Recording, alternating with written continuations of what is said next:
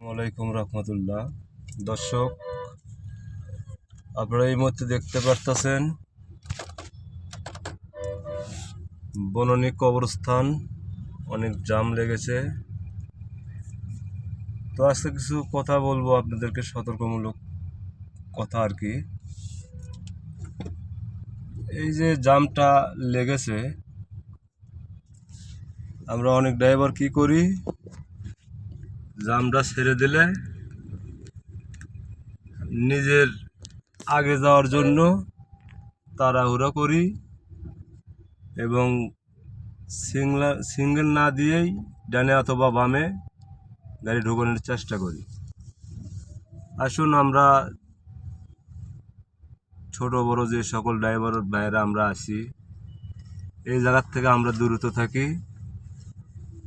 তবে হ্যাঁ, আপনার যদি এমার্জেন্সি থাকে অথবা ওইরকম সুযোগ সুবিধা যদি আপনি পান, গ্যাপ যদি পান, তাহলে আপনি ডানে অথবা বামে নিতে পারেন। আর যদি গ্যাপ না থাকে তাহলে আপনার কি করণীয়, তাহলে আপনি প্রথমে কি করবেন, ডানে যাবেন বা বামে যাবেন, যেই দিকেই যান ডান বাম, আগের থেকে সিঙ্গেল দিতে হবে। সিঙ্গেল দিয়ে লাগে একটা দুটো তিনটে গাড়ি ছেড়ে দেবেন, বা তিনটে গাড়ি আগে যদি ঢোকানোর মতো প্লেস পান, গ্যাপ পান, তাহলে ঢুকাইবেন।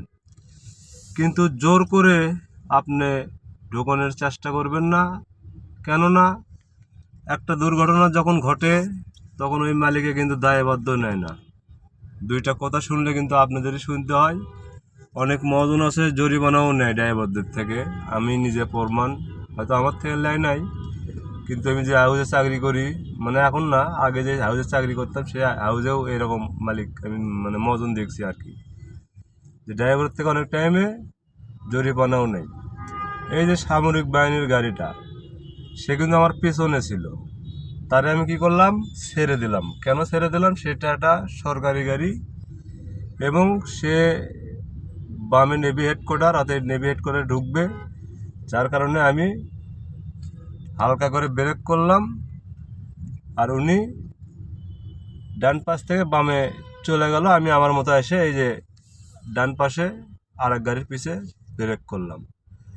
তো অবশ্যই আশা করি আপনারা বুঝতে পেরেছেন।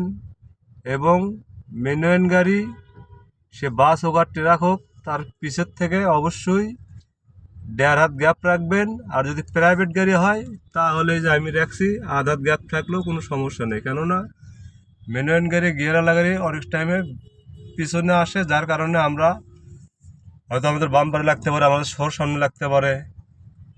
লাগলে কী করি, আমরা ড্রাইভারদেরকে দোষ দিই, কিন্তু আসলে ড্রাইভারের দোষ না, দোষ আমাদের নিজেদের, কারণ ওটা গিয়ারওয়ালা গাড়ি, ওটা ব্যাগে আসতেই পারে, স্বাভাবিক ব্যাপার।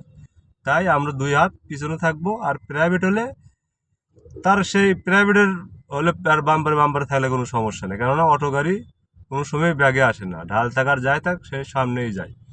ভালো থাকবেন, সুস্থ থাকবেন। আমার কথা যদি ভালো লাগে থাকে, কারো যদি উপকার হয়ে থাকে, তাহলে অবশ্যই এটা শেয়ার করে দেবেন ভিডিওটা, যেন অন্য অন্য ড্রাইভার যেন শিখতে পারে। ভালো থাকবেন, সুস্থ থাকবেন। আসসালামু আলাইকুম রহমতুল্লাহ।